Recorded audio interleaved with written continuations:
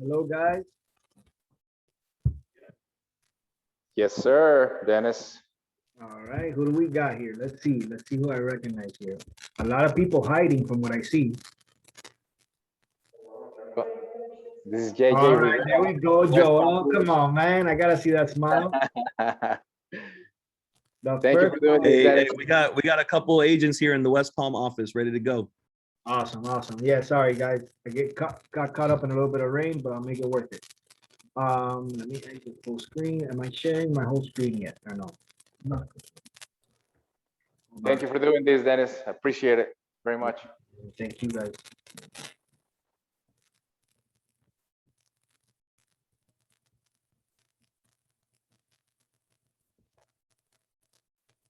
Share, and share everything. There you go.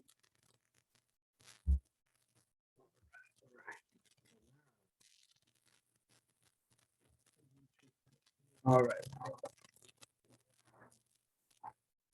Okay, are you guys seeing my MLS search right now?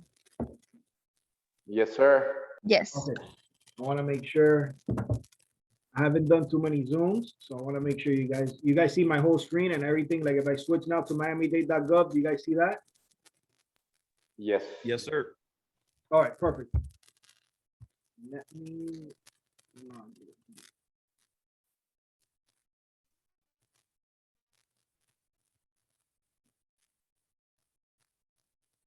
All right, do you see the guide I have here now about single family? No, so you're gonna have to click share again and then share the new screen.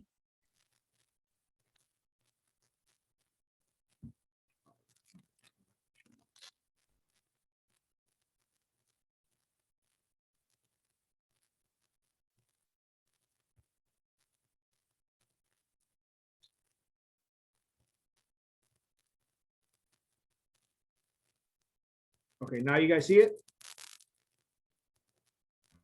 Yep. Yes. Perfect, guys, thank you. All right, so the first thing I want to do is, there's relatively easy ways of doing CMAs now with certain programs and stuff like that. But more than anything, I want you guys to understand in order to appraise a property and to really get a good estimate, you need to be able to differentiate the different types of properties. Okay, there's many types, and even sometimes you're out there and you see a townhouse, for example, and to you it's a townhouse and it looks the same and it looks, and it ends up being a townhouse condo. And for the average person, it doesn't matter. If it's a tenant, they can live there, it makes no difference to them. But as a potential buyer, or if you're representing a buyer or a seller, it makes a big difference for you on how you market it and what type of buyer you can get for this property, whether it's going to require 5% down or 20% down. So I want to start off with that first. So the first thing you have is single family residence, right? So if you have a single family property, the first thing you do is a regular single family, no HOA fee. You don't have a association of any sort. You have a little bit more leniency, and you just really have to search within the neighborhood. You could do it within a mile sometimes. Everybody, but you really want to stay inside like the major artery. So sometimes it's major crossroad. You don't want to cross like the turnpike or the expressway or anything like that. And the standard is you want to stay within like 20 to 25% living area. So as you see here, and then similar age, you want to be within about 20 years. Condition rating. I have a chart that I can show you for how you rate properties, which is important. So you have to know what the difference is if a house is average or if it's updated or remodeled, and you always want to pick comparables that are the most similar to yours. Okay. Let me try one thing here really quick, so I can pass everything over a little bit quicker. And then How many agents, I'm assuming there's a majority of people here that are brand new agents. So you probably see all the types of properties and it confuses you and stuff like that, or Joel, with the new agents over there, what are some of the questions that you get?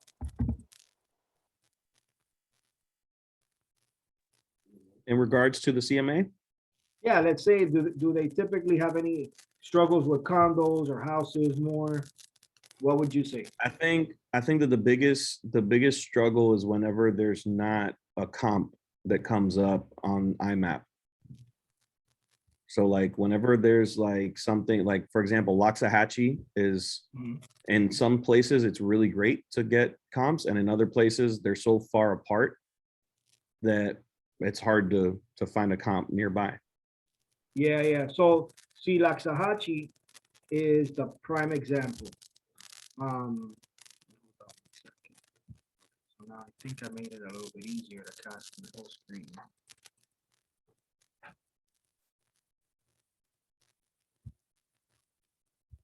Okay, you guys are seeing here in my Google, you're seeing the CMA stuff, right? And the property card. Okay, this way I could go back and forth. So Loxahatchee is for the people in Palm Beach. That's like our Redlands here in Miami. You have 1 to 10 acre sites, mostly 1 to 5, I'd say, probably, right? I haven't been up there in a minute. Yeah, that's right. So like I just said, you have you typically have the standard where Fannie Mae, which lends is the one that holds these loans. They don't want to lend on properties if they see a property that all the comps are over 1 mile. It looks suspicious because why are you going so far? But in a place like Loxahatchee or the Redlands down here, I do a search within a mile, 2, 3, 4, 5. But the goal is not to go far. It's just to find something comparable. So how many houses do you think there'll be in, let's say, if you're in the hammocks, right? You have 5,000 to 10,000 square foot lots by the most part. So you're gonna have, let's say, 500 homes. But if you're in the Redlands in a mile, you may have 50 homes. You have less homes. So, and a lot of times they don't sell all the time. So you're gonna have to go a little bit further. So when you do a search in a neighborhood like that, which is a regular single family, exactly like what the first section here, you're gonna have to go a little bit further. And what I do is I put in my living area, I put within about 20 to 25% variance. So if it's 1,000 square foot house, I'd search from 800 to 1,200. Okay, over under 25% or 20 and over, right? So that limits, because I don't want to see a million comparables. I want to see properties that are comparable to mine. I hate, some neighborhoods just have a lot of turnover and it drives me nuts.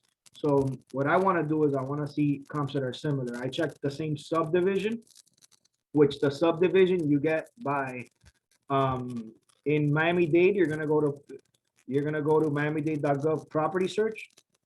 And let's say it's, you guys see the Miami-Dade that I just pulled up, right? So you're gonna scroll down and where it says here, legal description, here it says Oasis in Mango Hill, so that would be the subdivision. That's a condo, but I'll give you an example on a house.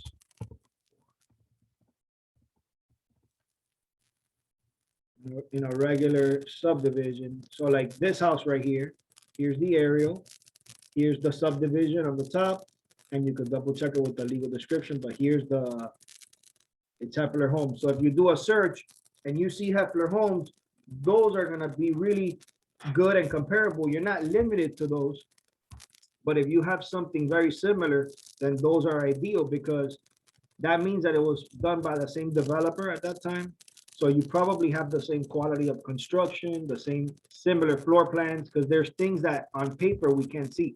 We could see square footage, bedroom count, lot size and stuff like that. But what if it has a more desirable floor plan? Or let's say the houses were built a little bit newer and now they have PVC instead of cast iron, so there's walk-in closets, ensuite bathrooms, there's things like that. So if you stay in your same subdivision at first, you're more likely to not, get a comparable that could be inferior or superior to yours. Okay, and lot size, I would try not to go over more than 50%. So if you have, you know, don't, if you have a house that's on a 5,000 square foot lot, you know, don't provide a bunch of sales that are 10,000 and 15,000. They're a different market. They're a different market base. So that's the first thing. All right. Let me see. Any questions about single family or anything like that, other than like what you just said, Joel? Say that again. Any other questions anybody has about like a single family home, comping it out? The only other thing that I've been it wasn't super common, but it's been coming up more and more recently, has been like unpermitted adjustments to the property.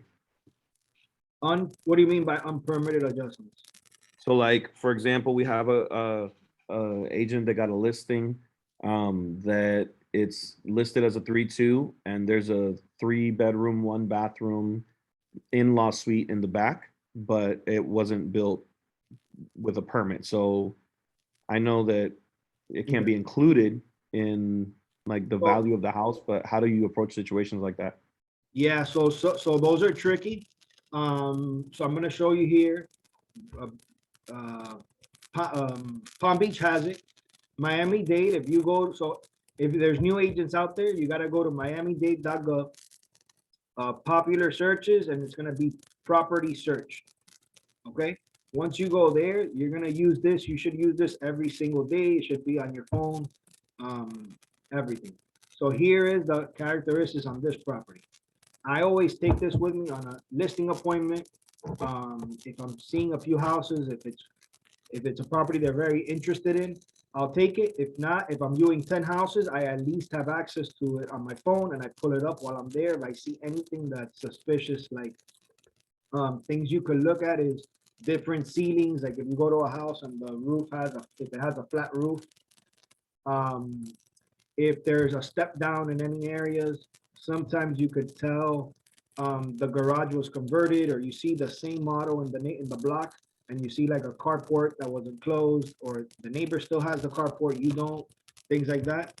Then you'd want to go and pull up the property card. So for example, if I scroll down here and I click on building sketch,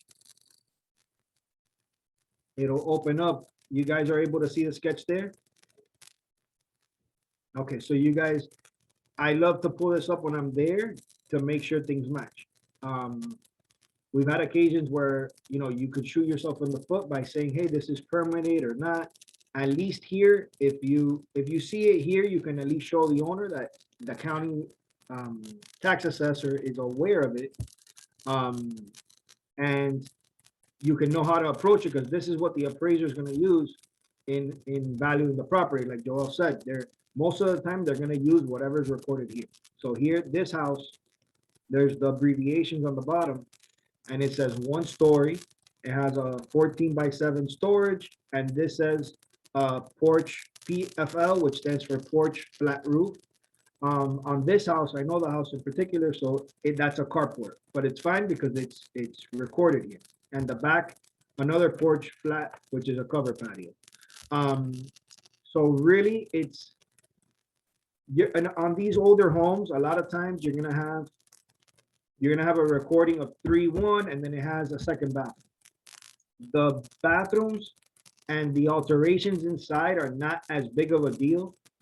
There's certain cities in Miami that have what's called a certificate of reoccupancy, which they actually send somebody from the county to check the property for major additions, alterations, and things like that. So if they added like a bathroom or they added an addition, you have a problem. And what we'll do is I put it in the Kendall chat before. So what I'll do is I'll put a list of those counties in Miami-Dade.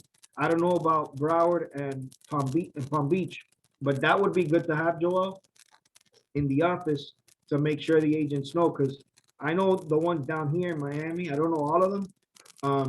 But like Hialeah has it because they're notorious for additions. Biscayne Park, I think, is gonna have it now. Miami Gardens has it. So those cities, actually, you won't get away with an addition like that. Miami has a lot of like Miami unincorporated, and there, let's say it's open, and if it's just, it's, if they add a room to the back, it's really up to the appraiser. He's gonna see it and he's gonna see the quality of the construction. If it's done properly, then he may include it. There's times that they could include it, but if it's something crazy that it's double the square footage of the house and it's made out of wood frame and the house is CBS, you know, they're not gonna do it. But by the most part, to be safe, I would say value what's recorded on the county.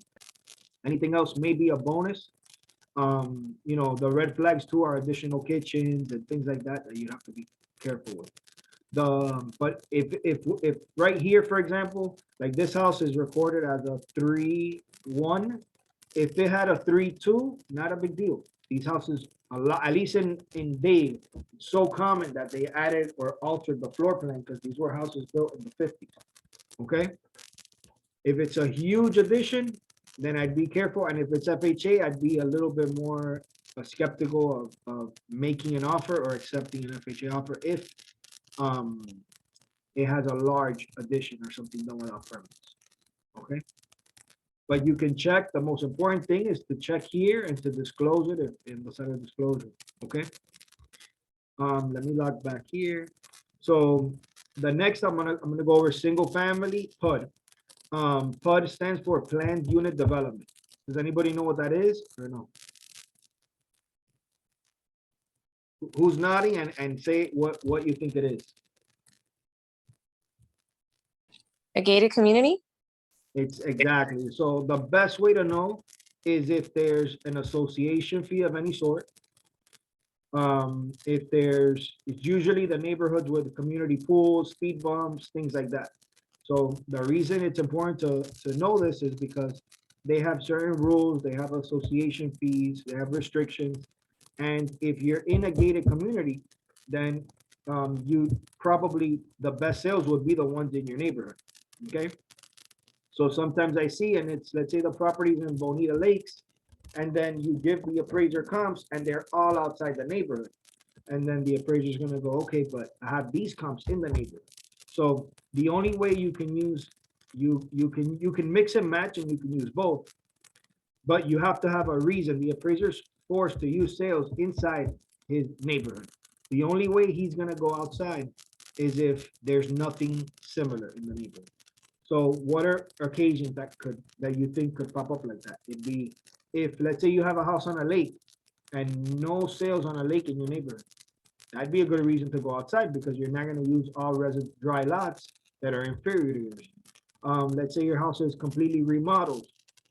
The value is gonna be different, so you'd wanna go outside your neighborhood, right? If you have a pool. So it's important to pay attention to all these things because that gives you added value. And you can find something outside and really do an analysis of what someone's paying more for the lake, what someone's paying more for the pool, because that's how they're gonna come up with it. It's not gonna be a dollar amount. It's gonna be based on the difference between one sale that sold with a pool, for example, and one that sold without a pool. If the difference is 40 grand, then that could be the adjustment, 40 grand. It's called match paired sales analysis. Okay. So that's how you really do it. So if you're in a neighborhood and you see the same model has a lake and the other comp doesn't, right? And you're about to list one with a lake, you could see the difference and say, hey, the lake is worth $30,000. This one sold, it's very similar in condition. And that's how the appraisers basically come up with the number. It's not by, there's no book, there's no, price per square foot or anything like that they really do. The way they do it is by that, and they call realtors, they engage with them, they tell them, hey, do you see market recognition for these type of features? Same thing as a bedroom, bathrooms, things like that, okay? And then the other two that you need to be very, anybody that works here in Dade County can give me the address to a townhouse. So I can go through the difference between a townhouse lot and block and a townhouse condo. These two. Anybody there?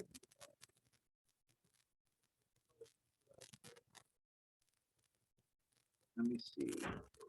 I'll pull one up here. I'm still here, but I don't got an address for you. I need an address for a townhouse. I'm gonna do. Let me see who's on this chat. Who's on?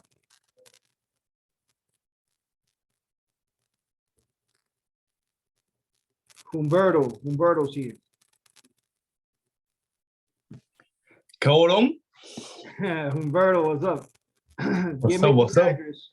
Get me the address to a townhouse Dale, guy, give me 1 second. in Miami-Dade County.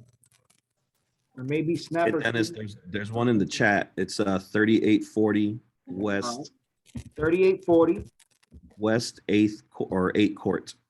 8th Court. Okay. 3840 West 8th Court. Yeah. Okay. 3840 West 8th Court. Yeah, West 8th Court. And it's Hialeah. Yeah, so this one, that address, I must have got something wrong, but I'll click on the one right under it. Oh, that's a house. There's some here. Humberto, or I'm sorry, Hector also put 4647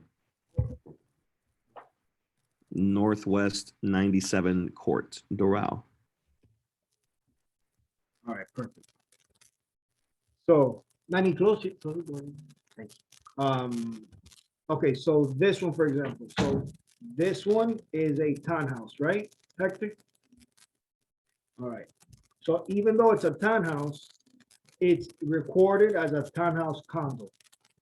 So the ways you know, the way you can tell is it has a unit number next to it.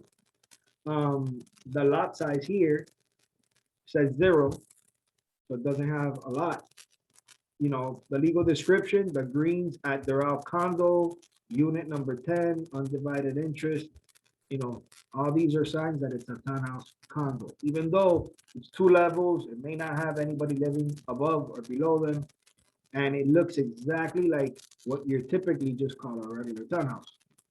Now these are very, when you're, like I said, when you're listing them, you have to check the reserves, you have to make sure, check the budget, you have to check the rental restrictions, so it's different. It's different when you're comping them out as well, and the price can change.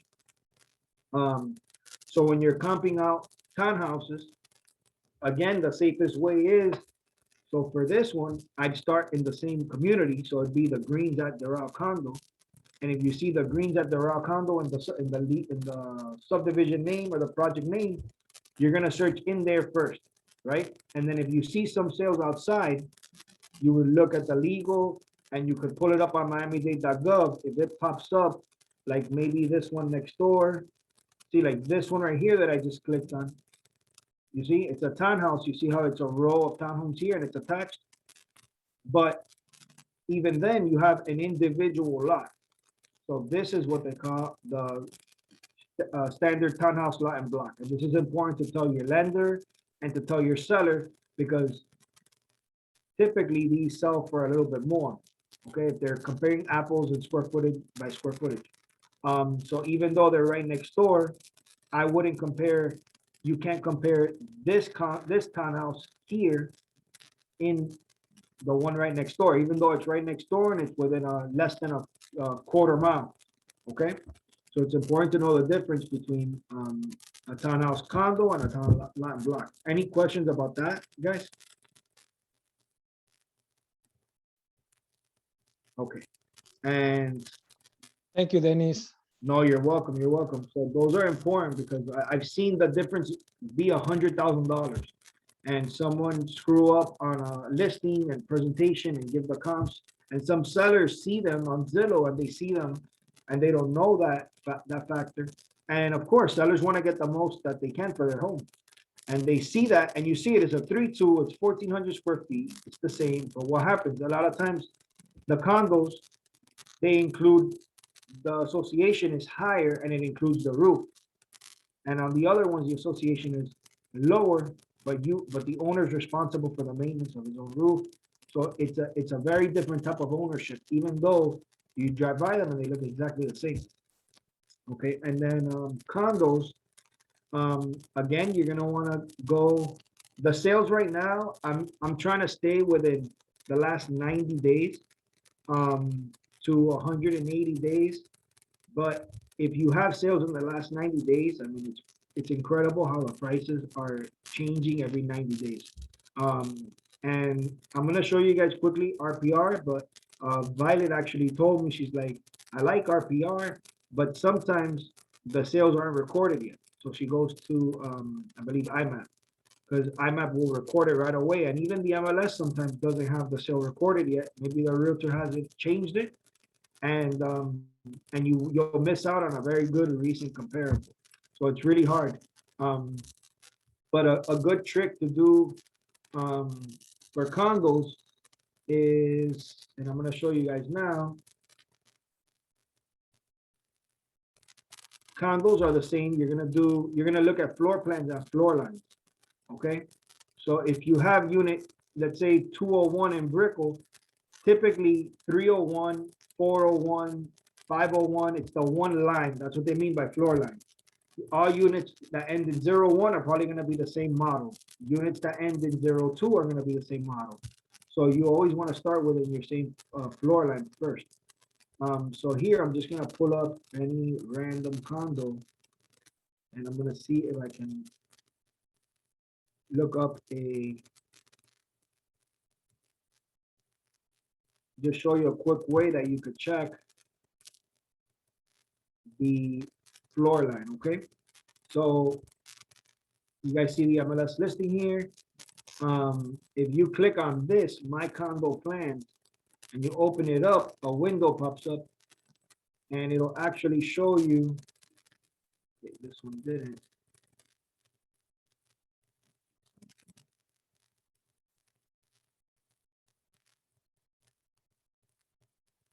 Okay, these aren't showing.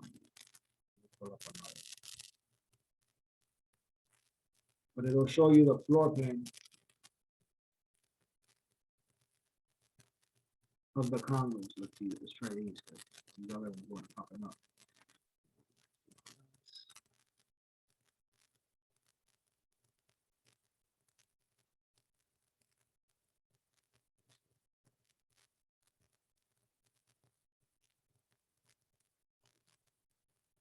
Okay, none of these are doing it.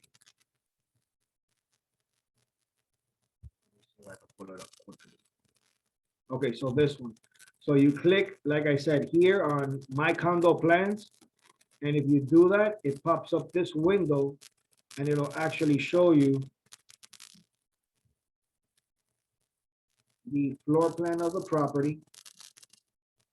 And here is the floor line.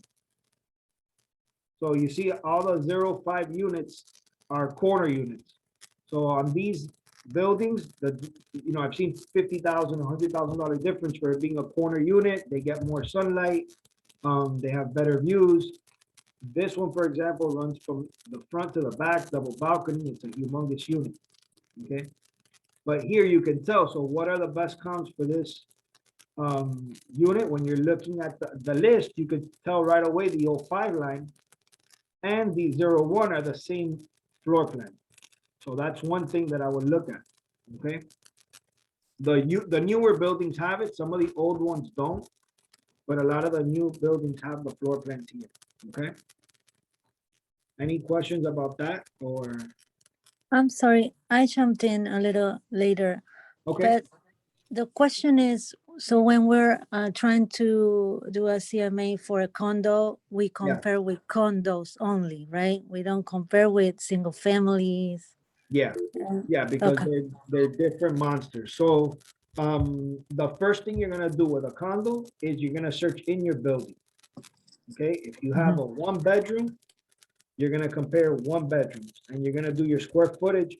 The square footage is even tighter. You could do 20%, but you want to find the name of the game is to try to compare the same model as yours, or at least the same floor line.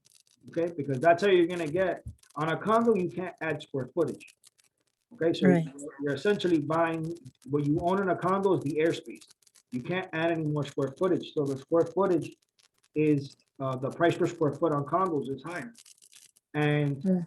if you're like this one, the 1101 is the unit number, right? It's 3, 2.5, 1,500 square feet.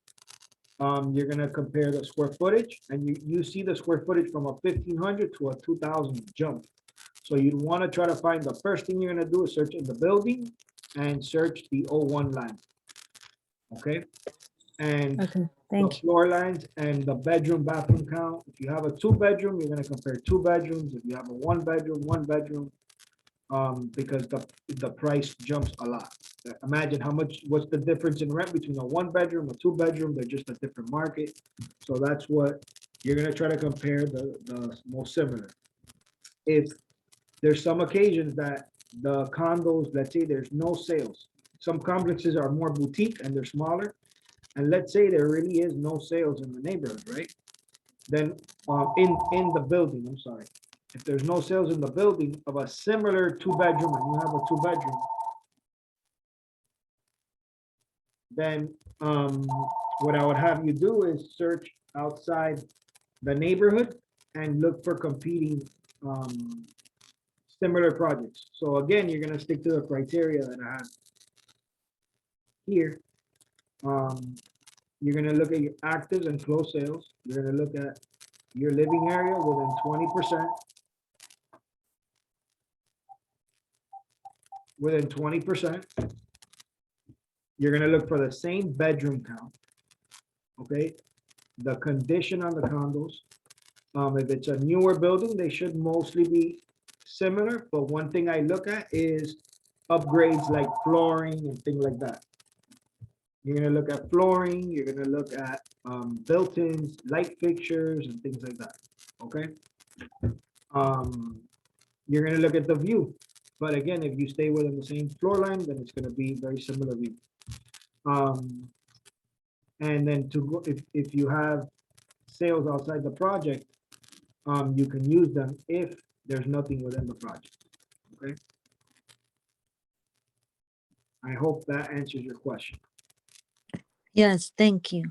You're welcome. So yeah, definitely not single family, because why would you, typically, why would you use a single family? If you have condos in your building, it's a whole different type of buyer, right?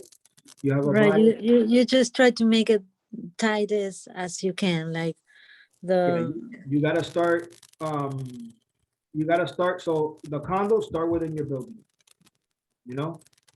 See what model your property is, then you pull up the My Condo floor plans like this. You see if you can find, you look at the map here, you say, okay, look, this is an 05 line or a 1 line. These are the best sales, and you start within your neighborhood. If there's nothing, which happens sometimes, if it's a smaller project, then you'd have to go outside. And another trick, if you're not familiar with the different projects, it happens, there's so many new buildings now and stuff like that. And if you're not sure, you'll see the prices all over the place. A good way to know if the project is comparable to your building is by looking at the association fee. So if you're gonna compare it to, let's say, like this property right here has a $902 a month maintenance fee. Okay, if you go outside and you see a condo that's sold for 500, but the maintenance fee is $400, I guarantee you that it has inferior amenities. It's an inferior building. So that's another little trick. If you're not too familiar, try to find some that have the same monthly association fee. That should be a similar competing building. Okay. okay, thank you.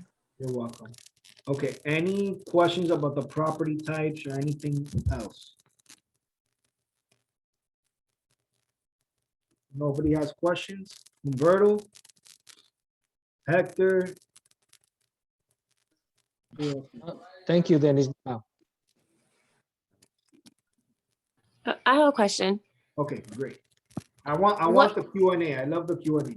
Okay. What happens if you have a property and there's no Like I had one, there was nothing that sold in the past 6 months. Within 1 mile, there was only one sale. Okay, was this a house or It was a condo. it was a condo? And nothing had small- sold in the last 6 months, right? Nothing in the last 6 months within a mile. Okay. So there, the one thing I would do it, I would look at the active and pendings. Were there any active or pending sales? in the No. building? There was No. nothing. Was this a small like boutique building or what? Yeah. Yeah, it was a small building. What area? West of Aventura, San Simeon Way. Okay, okay, I know that. Okay. So, and it was a townhouse or regular condo? Oh, regular apartment, regular condo. Yeah. So the first thing I would do is in that case, I would go back a year and I'd kind of see if there's any sales within the last year. So sales are actually good. An appraiser can use a sale for your property for up to a year. Okay. It could be up Okay. to a year old. Now, we know the market has increased. So we just want to have an idea because it gets really tricky when there's no sales in your building and you really got to know what your building's selling for. And sometimes there's factors that affect it that we don't know. It could be a nearby airport or it could be anything. It could be even that there's no, let's say there's no parking, there's no guest parking, and that affects market value there, right? And those are Right. things that we didn't catch. So I'd go back a year.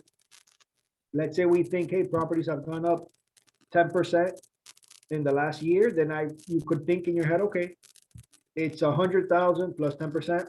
The last comp was 100, you could do 110, or it's a little bit under, but it gives you a ballpark. I always look at the actives, the pendings, in that case, maybe even some expires, just to see if some people had it priced at a certain point and couldn't sell it. So that way you know what you're not worth, not over a certain number. And then I'd search within a year, within 6 months and a mile radius. You said there was nothing within a mile? No, only one. Only one? Okay. Mhm. And was it just that there were no condos or nothing similar? What was it? Just nothing. There's only that one property which was in the same building, but that was it. Nothing else came up. Yeah, yeah. Okay. So yeah, what I would do there is I'd put the same bedroom count and I'd do a mile. And if I don't find nothing within a mile, then I'd search a mile and a half. And Okay. maybe even up to 2 miles. But again, try to stick with the same year. So I wouldn't do more than 15, 20 years difference. I look Okay. at the association fees. Make sure you're not looking at comps that are in a 55 and older community if you are not in one yourself, and vice versa. If you're in a 55 and older, you gotta use sales within similar projects with similar restrictions. But if you do that, you should find sales, okay? Because the issue with going far for comps, it's not that it's a bad thing. It's just that you gotta make sure you don't go to a better neighborhood. Okay, so just like if you're right next to Coral Gables, but you're in West Miami, they're both good neighborhoods, but Coral Gables is better. And it's probably worth $250,000 more in value. Let's say in a $600,000 house, just to be in the municipality of Coral Gables. So you have to make sure you try to stay in the same city. If it's a condo, same city again, and look at the association fees, if it's an older building and things like that. Okay. Okay. Yeah, that one was tricky because if you go too far on that one, the area west of it is not the best area. So it's a very different neighborhood. And then if you go too far east, then it's a much nicer neighborhood. So it's kind of Yeah, tricky it's for tricky. them. Yeah, so Yeah. sometimes it could be tricky. And the one that you found, that you feel that one that you did find, was it at least in a similar neighborhood or no? Yeah, it was in the community and same 2-2, just like that one. Yeah, okay. And is that somewhere around the price point where you think it's far or no? Yeah, it seems like a pretty fair price. Yeah. So that's what I would do. That would be your money comp, and then I'd try to find at least another one outside. And also look at some active, some pending. Sometimes they haven't updated them, and maybe there should be something else. Okay. Okay, thank you. And if you need to text me separately, I could give it a second opinion, okay? Okay, thank you very much. You're welcome. And then as far as, actually, look, I'm gonna show you a quick way that I do a CMA. If anybody wanna give me a property, or if you wanna use that one, anybody? You want me They to give give you you one that? in Broward? Dennis, Dave, would you please Dave, try Dave. with the one that I gave you, Okay, let's pull it up. please? What's the address? It's that, Broward or Dade? it's Day, Okay, what is it? 4647 Northwest 97 Court, Northwest 97. 97. Yeah, thank you. Okay, so this is the green one, right? Yeah, Unit 10. in Satoral. Okay, so I do my comps two ways. If I have a listing appointment, and I need to be spot on, I use the MLS, and I'll show you how I do that. I also recommend RPR. Violet Rocha showed me RPR, and she told me it was pretty accurate. It has a lot of information about the neighborhood, and I have the app. It helps out tremendously, and you could do a super good report there. That's like super detailed, give you information about the neighborhood and everything. So I recommend both, just for different instances, okay? I'm more familiar with just using the MLS though.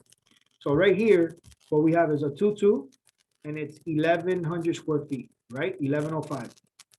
So, and it's 1990. Is this property on the MLS? No, Okay, so you can go to search here, the first tab. And I'm gonna do, let me see it again, 2-2. So I'm gonna do active with contract, closed sale, and pending. And I have it adjusted so it does 6 months. Property type is gonna be condo. I'm gonna put Dade County. I don't like to put too many restrictions. So I'm gonna put the bedroom count, which was 2-bedroom, right? yes, All right, and then we could put the living area. I'll say roughly 25% is like 900 to 1350 or something on there. And I'm gonna go to my map now. And I always pull up the property here first. Okay, the greens at the raw, we have all the information, prior sales, everything. And I copy and pasted the address. I'm gonna put it here. Enter, and it shows me it takes you to the property, right? So okay, this is that entire community right here, right? So I'm gonna simply draw a rectangle in this case, and I'm gonna hover over the property, and there's 16 sales. So I wanna see these sales. So the first thing, I'm looking at actives, I'm looking at pending. All right, and there. So I'm gonna limit it to really quick close sales, and I'm gonna do 90 days since there's so many sales, or 120 days. okay, Okay, so here we have a range 265 to 255.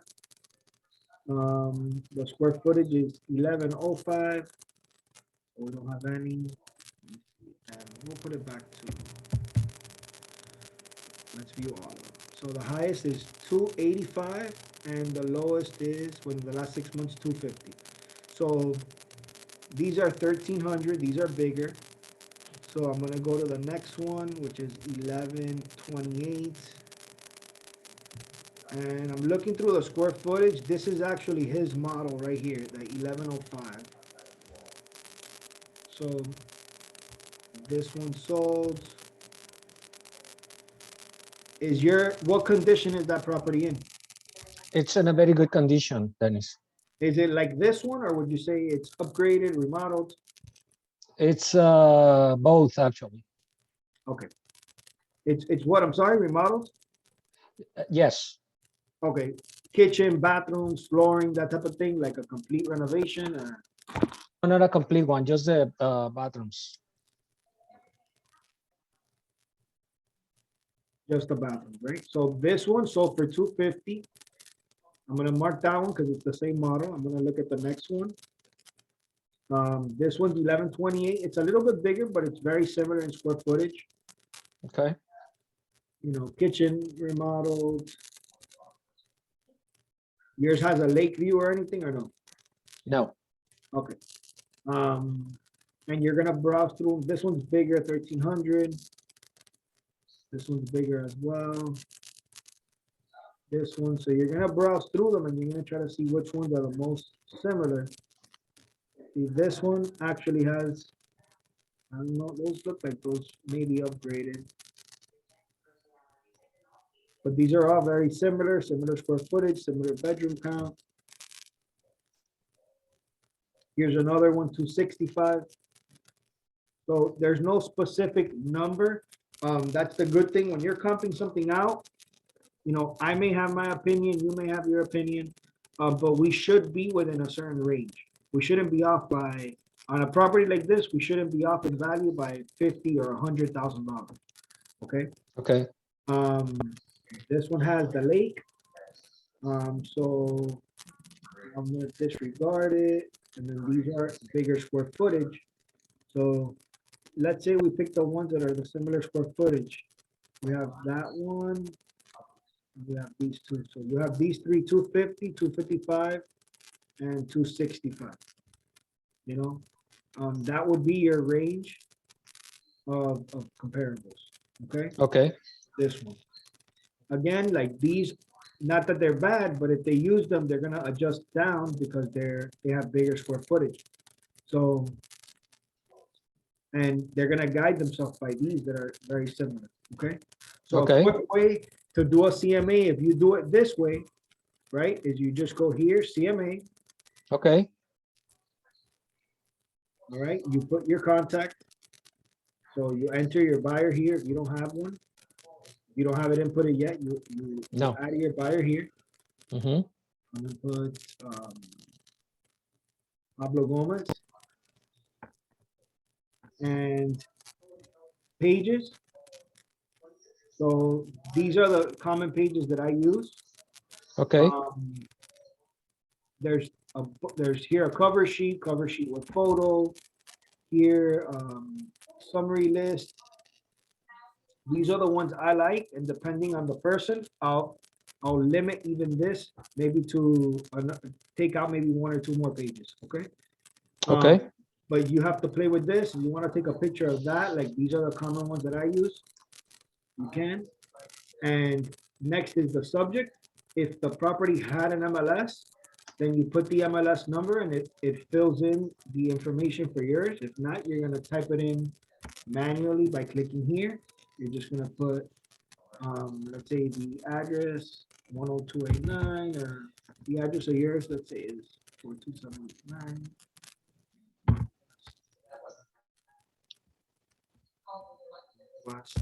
79. 79 court was it? 97 court. Okay, you can put here zip code. I don't know the zip code. I think it's 3178. The county.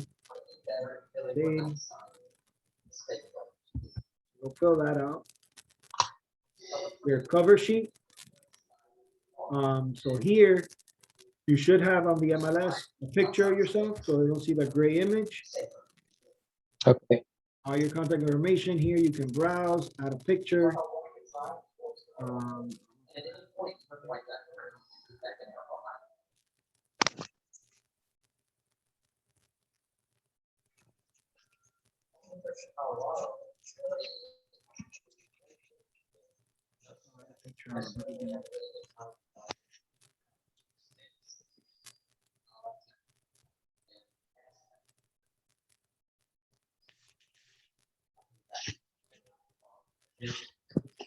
So there, I'll add that picture.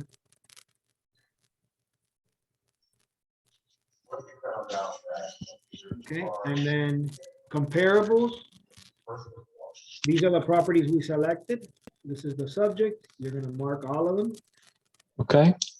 You're gonna go to map just to view how it looks. This case is a condo, but it's nicer when it's a house because it's gonna show you the location. So some people are they wanna see where the properties are and they wanna make sure that they're not backing up to a busy street or anything like that, okay? Okay. Then you're gonna put pricing.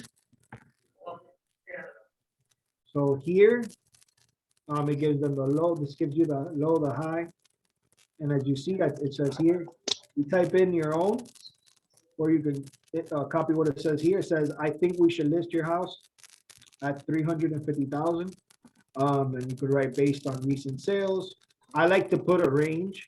So like in this case, I put, you know, if you've seen the inside of the property already and you know the condition, that helps you determine whether you're gonna go towards the 250 or the 265 range. The motivation of the seller, they need to sell faster. Okay. What else will help you? The market. So the market's really good right now. So that's another thing that helps me. And I look at the actives and closed sales. So I'll show you that right after. So that'll help me determine as well what I list this one at. If there's another model that looks just like yours and it's listed for 270, then I'm gonna list mine at 269 so I can beat you, okay? And sell it Okay. fast. So here you'd write something like that, and then you put finish, and you could either email the client or you could view CMA. So here I'll just view it quickly just to go over it with you to show you what it would look like. And like I said, these are all the pages. You could take it out as you like. But once you have the comps here, this is a quick way of doing the CMA. Okay. So here shows you the picture, the subject property, and this whole background, everything, you could change everything. So there's different templates for it. You could log into your settings and you could change the color, the format, everything. Okay, here's the subject property, the address, the client. Here's a few, the comparables. That way they can look them over. I like to show them on the computer or on my phone, the picture, so that they can see the inside as well. Here's a graph. Some people are more visual. Here as well, it shows you high, low again. It shows them the sales. Some of these are duplicates because you know, like I said, I take some out. Here's your map. Here's where you would have written the estimate for the property. I would have put maybe from 260 to, I you know, recommend listing your home from 260 to 275, 74 or something like that. Activity versus timing. So it shows you this chart. I like to put it because it shows how most people have an interest in the property when it's first listed. Everybody wants what they can't have. So in the beginning, when it's a first week on the market, people see it's fresh on the market and they want to jump on it. Here's a little summary for benefits of using a realtor.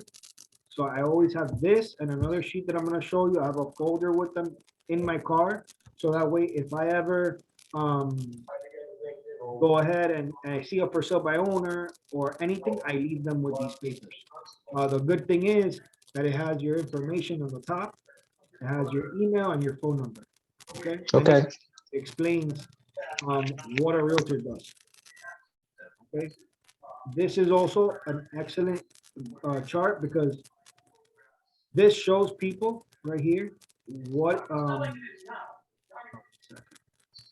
So this I love to have because it shows somebody when they go to list, and sometimes let's say you told me right now, and you said, hey, I want to list the Doral property, but I want to put it at 350. You know, hey, the comps aren't there. Okay, but let's just try it out. And you say, okay, this chart shows you if you list it, I'm telling you that market value could be 265. If you list it at 265, you have 60% of the market interested. Okay, and if you list it 10% above market value, now you only have 30% of the market. If you list it 15% above, you have 10% of the active buyers in that neighborhood looking for that type of property, only 10% now interested. Okay. Sometimes people want to start a bidding war and you can list it under market.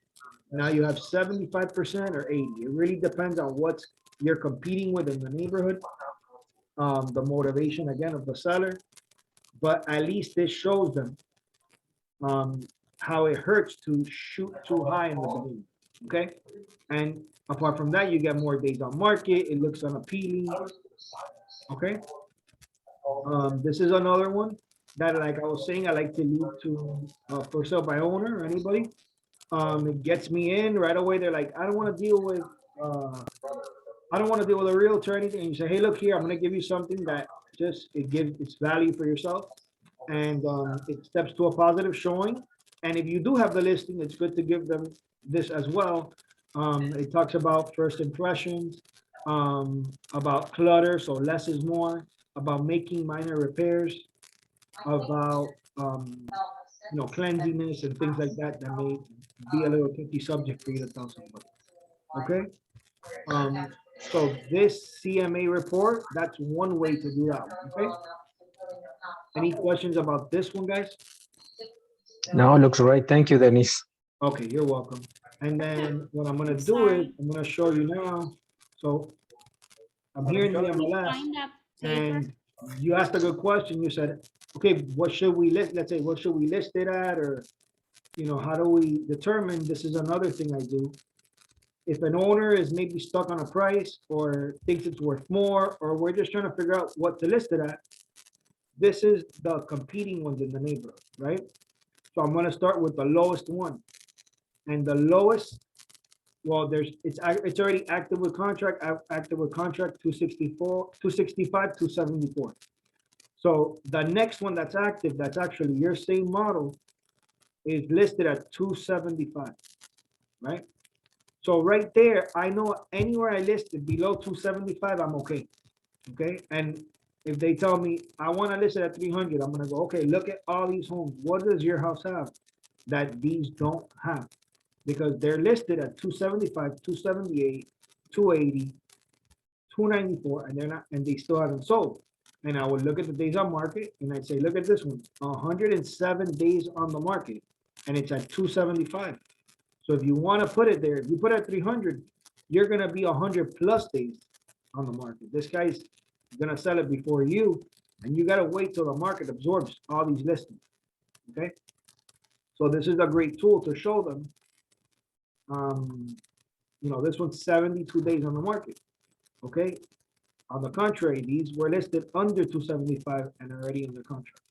And if you want to give them realistic expectations, check the days on market on these that are active.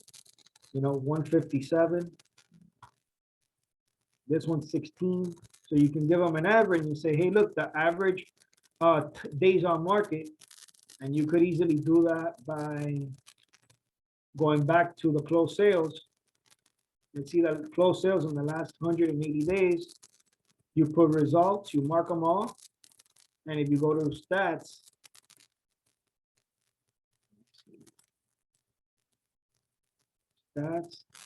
it'll give you a days on market. So the minimum days on market was 5. The longest it took within the last 6 months was 89 days. And these were the averages. So that way you could set the proper expectation from the start. You could say, hey, look, the average days on market, and you could show them these stats. It's taking approximately a month. Could take up to 3 months to sell your property at top at top value. Okay. All right, guys. Any questions about anything I've gone over so far?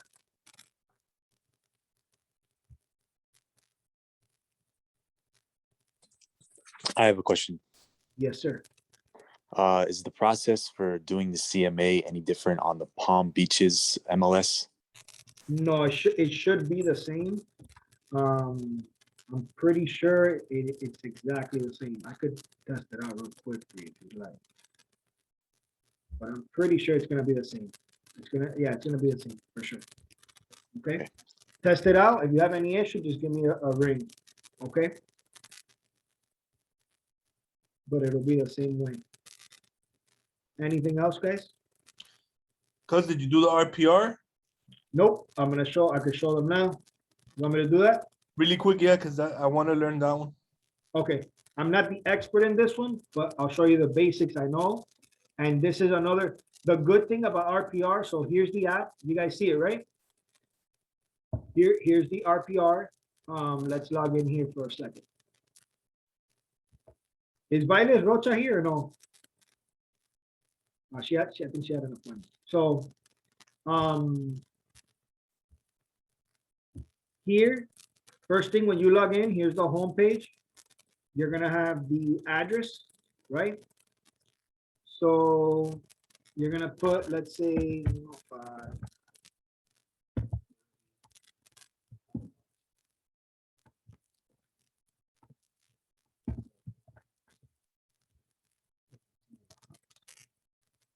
You're gonna put the search bar, you're gonna put an address. Put an address that doesn't exist.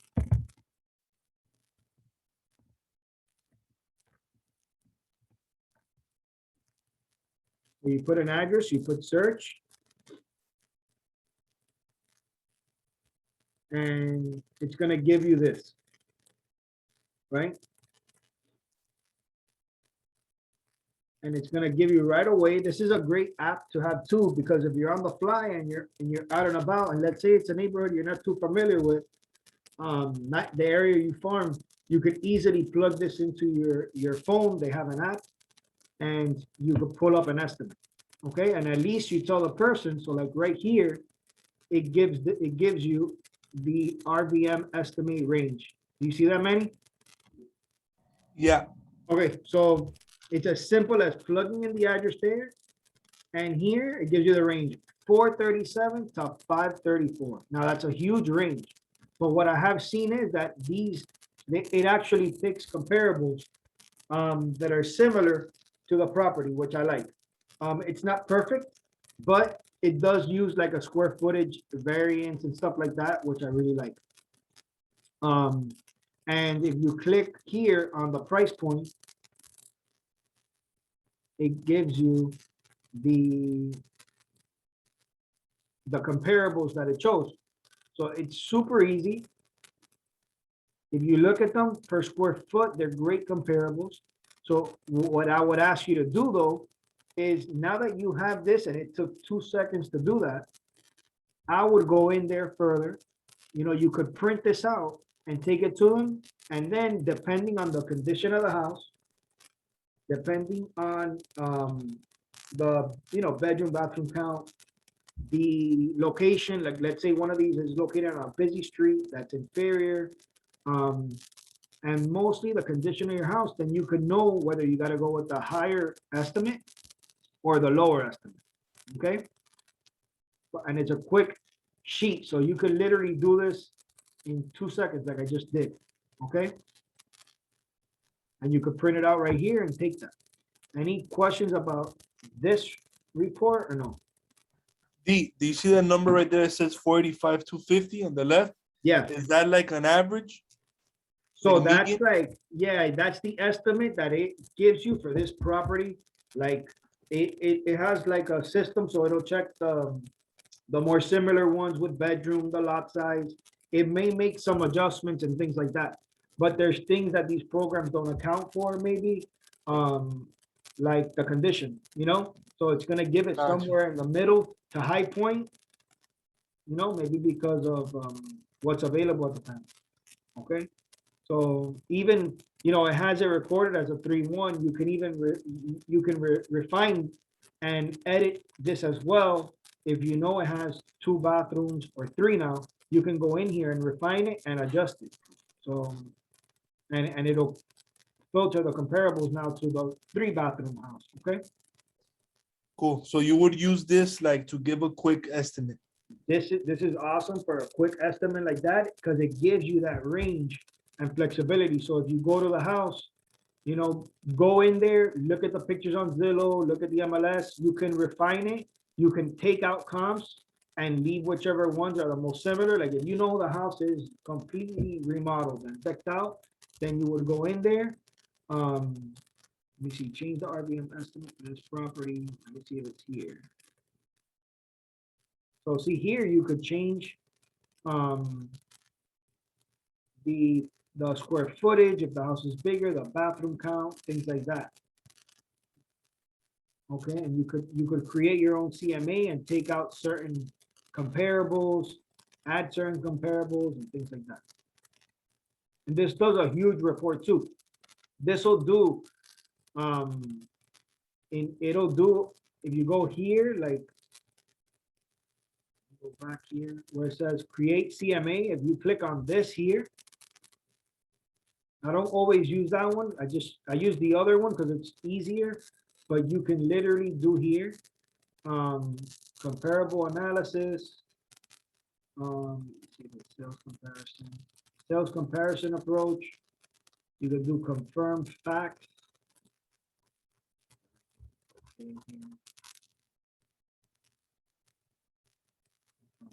Close.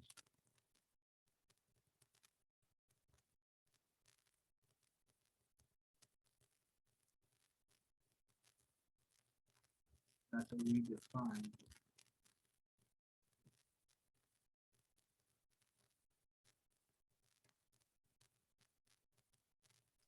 Yeah, the reason I was skeptical about using this one, like Uh-huh. you, I know I learned from you how to do it the other way, and I like that other way better because I know it's like very spot on.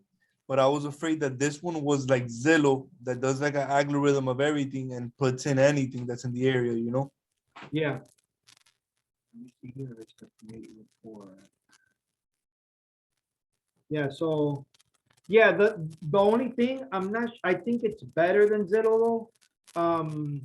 What I've seen is that this one is actually accurate, like more accurate, and it gave you, yes, it gave you a big range, but that range is realistic. For the same house to sell between 430 to 530, it comparable square footage wise and stuff like that, that's true. What makes the difference more than anything is the condition of the house. If the house is remodeled, it's probably 530. If it's original, then you're more towards the 430, you know? So that's where you gotta come in and be the expert and look at the comps, okay? Gotcha. So Thank let me go back here now just to show you. Yeah, once you go here, it has CMA as well. And if you do create report, it does, you know, here it has a property report, seller report. It's got, I haven't gone through all of these, but it has everything, and it has everything about the neighborhood and stuff like that. So you can, you know, you guys gotta play with this, and it'll do an entire report for the whole neighborhood, the whole property. The last one I looked at briefly was like 160 pages or something crazy like that. Okay, so see, like here, it has the report here now.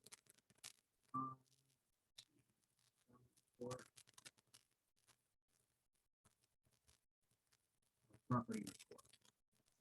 Yeah, the presentate, it actually looks pretty cool when you print it. It looks nice. Yeah, it has a huge, I gotta play with this one more. But that quick way to use it, and the app is great, okay? Any questions or anything else? So here, the report just popped up. I mean, as you see this report, here's the picture. It has all your information, company info, nice map. It gives the estimate, facts about the property. But look at this report. It's like 100 and whatever pages.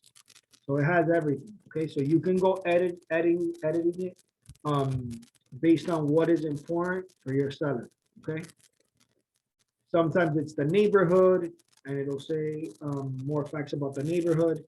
You see here, it shows the price points from 2016 all the way to 2022. So if they're buying the property and they're gonna be, hey, I'm gonna be living there for the next 10 years, then look how great it went.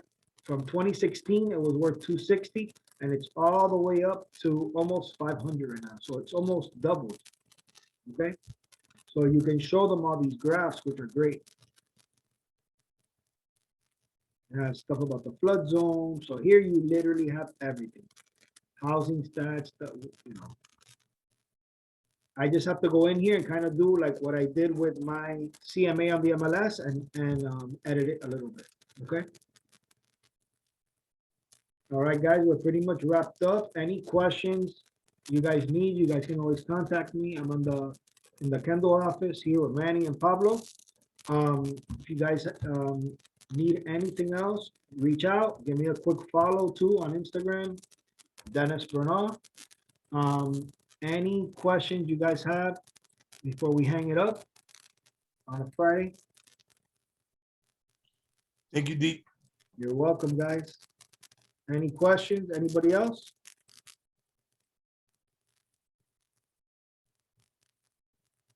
All right, thank you, guys. I appreciate it. If you guys think of anything else, just reach out, okay? Okay, thank you. Thank you, guys. Bye-bye.